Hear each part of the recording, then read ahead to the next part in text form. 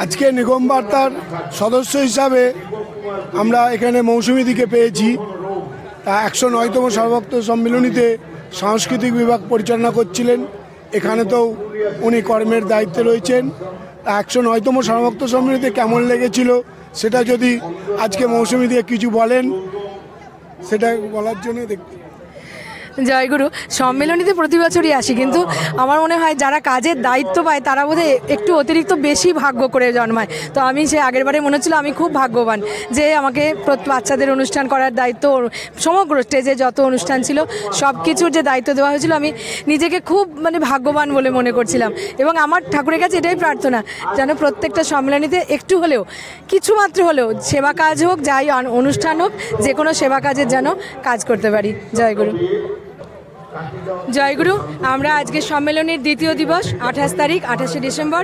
আমাদের সঙ্গে এখন রয়েছেন আগের ঠিক গত বছর যারা সম্মেলনের গুরুভার দায়িত্ব কাঁধে নিয়েছিলেন সেই রাজহাটির কয়েকজন কর্তা ব্যক্তি যারা নিরলস পরিশ্রম করে গত বছর সম্মেলনীর কাজ সুষ্ঠুভাবে সম্পন্ন করেছিলেন।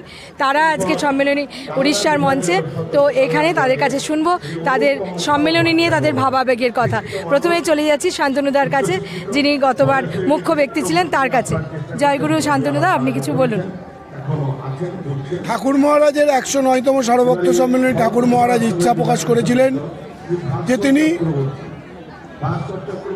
194তম সার্বভৌম সম্মেলনী করার পর আবার 14 বছর পর সেই তার রাসমঞ্চ বৃন্দাবন লীলা রাজহাটিতে করবে বলে, সেই জন্য 109তম সার্বভৌম সম্মেলনী রাজহাটিতে তিনি আহ্বান করেছিলেন। সেই আহ্বানের আমরা ঠাকুরের চরণের দাস হিসাবে, কর্মী হিসাবে যেটুকু আমাদেরকে কর্মী কাজের দায়িত্বভার দিয়েছিলেন, আমরা সেই চেষ্টা করেছিলাম নিমিত্ত মাত্র। আমরা কিছুই সম্মেলনের করতে পারিনি, সমস্ত ব্যাপারেতেই আমাদের ভুল ত্রুটি ছিল। ঠাকুর মহারাজের কাছে, সমস্ত ভক্ত শিষ্যের কাছে, সন্ন্যাসীবৃন্দের কাছে।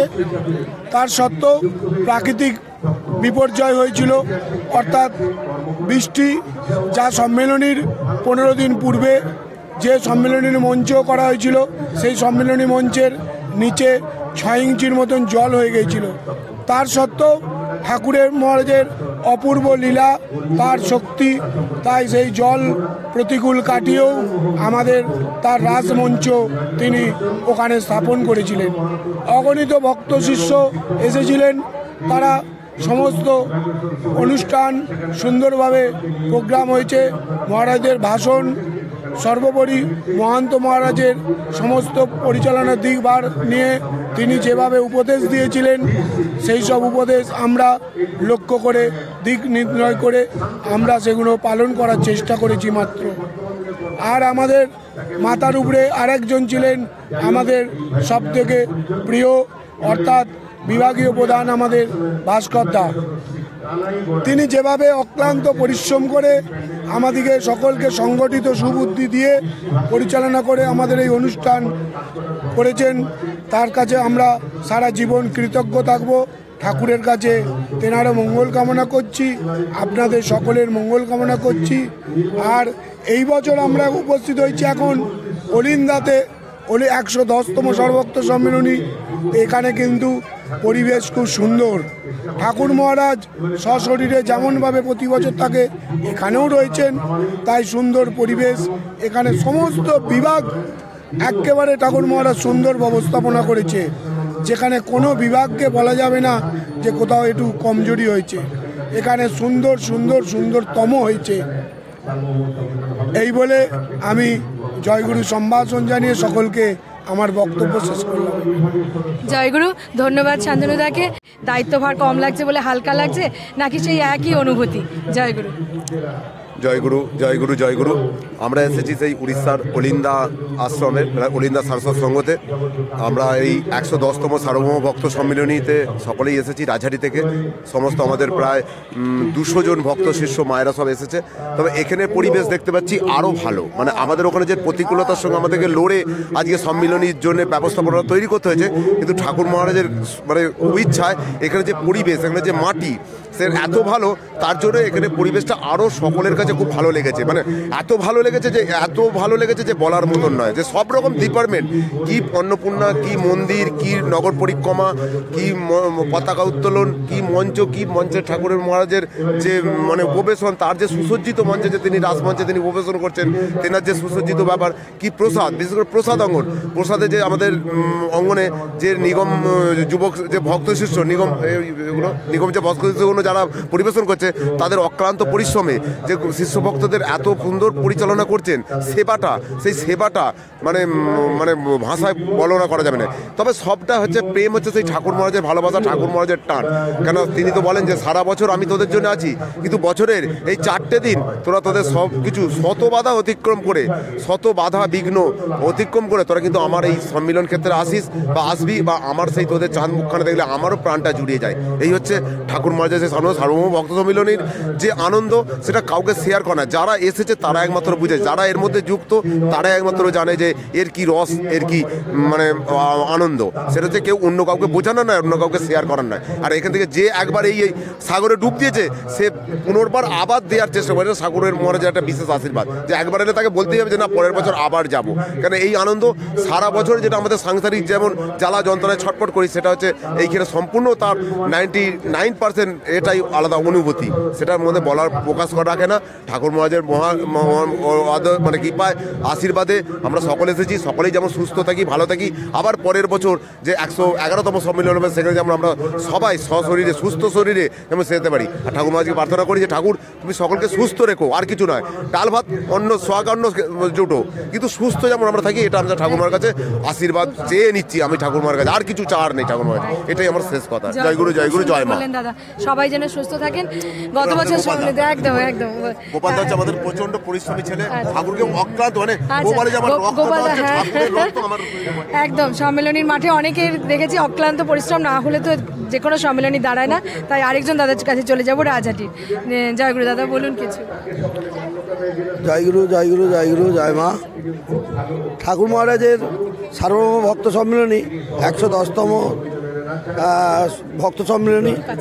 আর ঠাকুরের অসীম কৃপা, করুণাময় তিনি। তার অমর কীর্তি হচ্ছে সার্বভৌম ভক্ত সম্মেলনী। তা ঠাকুর মহারাজের যেসব খাবার, প্রসাদাঙ্গন, তারপরে মঞ্চ, বিভিন্ন রকম সবই খুব সুন্দর ব্যবস্থা। প্রতি জায়গায় হয় ঠাকুরের সম্মেলন, ভক্ত সম্মেলন। ঠাকুরের কৃপা তো অসীম করুণা, তার বৃন্দাবন লীলা ক্ষেত্র। তা ঠাকুরের এরকম সবসময় প্রতি বছরই এরকমই বয়ে যায়, খুবই ভালো লাগে। আমরা খুব সুন্দরভাবে ঘোরাফেরা করি। ঠাকুরের কৃপায় আমরা সুস্থও থাকি বা সুস্থ কামনা করি তার কাছে। তিনি কৃপা করেন, অসীম করুণাময়, তিনি দয়াময়। খুবই ভালো লাগে, মন যেন সবসময় আনন্দে ভরা। তা এর থেকে আর কি পাবো? ঠাকুর মহারাজের যে এই ভক্ত সম্মেলন পেয়েছি আমরা, জীবনে ঠাকুর মহারাজকে পেয়েছি, তা এটা আমাদের জীবন ধন্য। তা এর থেকে আর কিছু ভালো কিছু পাবার আর আমাদের কিছু নেই। এর চেয়ে আর বড় কি পাওয়ার আছে? সত্যি এই আনন্দ অন্য যারা আমাদের ঠাকুরের দীক্ষিত নন, এই ভালোবাসা থেকে, এই ভালো লাগা থেকে, আনন্দ থেকে একদম বঞ্চিত। সবচেয়ে যেটা বড় কথা, এই গুরু ভাই বোনদের একসঙ্গে থাকা, তাদের মধ্যে যে একটা আন্তরিকতা, রাগ, অভিমান, ঝগড়া, বিদ্বেষ সব মিলিয়ে মিশিয়ে যে একটা অসম্ভব সুন্দর সম্পর্ক, সেটা আর কোথাও নেই। এরপর যার কাছে যাব তাকে আমি গতবার সম্মেলনীতে যখনই একবার ফোন করেছি তাকে পাশে পেয়েছি। সেই গুরুদাসের মুখ থেকে কিছু শুনবো, কেমন লাগছে এখন? জয় গুরু, জয় মা।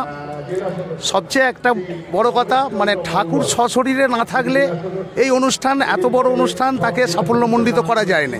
তিনি তো আছেনই, এবং তার সঙ্গে আর একটা জিনিস, আমরা সারা বছর কি করলাম সেটা বড় না, কিন্তু এই যে 4টে দিন মানুষের সেবা নেওয়া, তাদের সুষ্ঠুভাবে পরিচালনা করা, অন্ন প্রসাদ বলি, আজকে আমাদের টয়লেট বলি, বা টোটাল যে ক্যাম্প, তার পরিচালনা করতে গেলে যেই শ্রম প্রয়োজন, ভলেন্টিয়ার প্রয়োজন, সেইগুলো যথেষ্ট না থাকলে কিন্তু অ্যাকচুয়ালি ফেলিওর হতে হয়। কিন্তু এখানেও আমি 110তম উদযাপন 109তম সম্মেলনী উদযাপন কমিটির একজন মেম্বার ছিলাম, সেই অনুভূতিটা আমার আছে। এবং এখানে 110তম তো এসে দেখছি প্রচুর ভলেন্টিয়ার বা সবাই সহযোগিতা করছে, এবং এই সহযোগিতা না করলে সম্মেলনী কখনো সাফল্যমণ্ডিত করা যায় না। ঠাকুর তো আছেনই, ঠাকুর সর্বোপরি মঞ্চে বসে আছেন, সশরীরে আছেন, তিনি আজকে আমাদেরকে শক্তি যোগাচ্ছে বলেই আমরা এই জায়গায় এসেছি বা আসতে পেরেছি। তেনারি এই কীর্তির মাধ্যমে আজকে আমরা বহু দূর দূরান্ত থেকে ছুটে এসেছি বা আসতে পারছি। শরীর তো সুস্থ রাখবেন তিনি, আমরা তো নিমিত্ত মাত্র। আমরা কে? আমরা তো কিছু করতে পারিনি, তিনি করাচ্ছেন তাই করছি। তার দাস হয়েই আমরা আজকে এই জায়গায় এসেছি, বা আবার পরবর্তীকালে যেন এই ঠাকুরের কর্ম করতে পারি এই আশা রেখেই আমি সবাইকে জয়গুরু সম্ভাষণ জানিয়ে আমার এই ছোট্ট বক্তব্য শেষ করলাম। ধন্যবাদ। জয়গুরু। আমাদের সঙ্গে আরেকজন গুরু ভাই দাদা রয়েছেন, বরুণ পাত্র। উনি গঙ্গাসাগরের, আমাদের যে ঠাকুরের মঠ থেকে পরিচালিত হয় গঙ্গাসাগর, তো সেখানে দায়িত্বে রয়েছেন। তো তার কাছে আমরা কিছু কথা শুনে নেব। জয়গুরু, জয়গুরু, জয় মা। আমি গঙ্গাসাগর আশ্রমের একজন ট্রাস্টি এবং ওখানকার আমরা পরিচালনা করি। তা আমাদের আশ্রমে ওখানে মন্দির হচ্ছে, ঠাকুরের আসন মন্দির হচ্ছে 3-4 কোটি টাকা খরচ করে। সেটার জন্য সবাই যদি গুরু ভাইরা একটু একটু করে সাহায্য করেন, আমরা 25 সালের মধ্যে মন্দির তৈরি করতে পারবো, এবং 26 সালে আমাদের সার্বভৌম সম্মেলনী ওখানে হবে। সবাইকে সার্বভৌম সম্মেলনে আসার জন্য আহ্বান জানাচ্ছি। আপনারা সবাই আসবেন। জয় গুরু, জয় গুরু। জয় গুরু দাদা।